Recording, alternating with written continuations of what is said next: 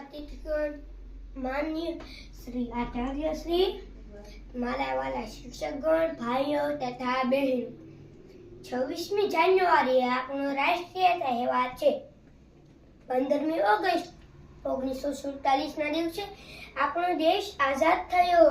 ત્યારબાદ દેશનું બંધારણ ઘડવા માટે એક સમિતિની રચના કરવામાં આવી, જેના અધ્યક્ષ ડોક્ટર બાબા સાહેબ આંબેડકર હતા.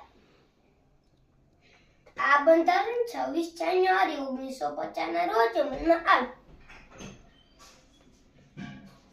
આ દિવસથી ભારત સાર્વભૌમ પ્રજાસત્તાક બન્યું.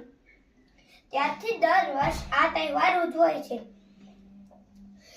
26મી જાન્યુઆરીના દિવસે સવારે શાળાઓમાં, સરકારી કચેરીઓમાં ધ્વજવંદન કરવામાં આવે છે અને રાષ્ટ્રધ્વજને સલામી આપવામાં આવે છે અને રાષ્ટ્રગીત ગવાય છે. દિલ્હીમાં લશ્કરી વાહનો સાથે લશ્કરની ત્રણેય પાંખોની પરેડ થાય છે. તેની સાથે જુદા જુદા રાજ્યોના વિકાસની તેમજ સાંસ્કૃતિક સાખીઓ પણ બતાવવામાં આવે છે. રાષ્ટ્રપતિ તેની સલામી ઝીલે છે. રેડિયો અને ટીવી પર દેશભક્તિના ગીતો અને કાર્યક્રમો રજૂ કરવામાં આવે છે. સાંજે સરકારી મકાનો પર રોશનીથી ઝળહળી ઉઠે છે. કેટલાક લોકો પણ પોતાના મકાનો પર રોશની કરે છે.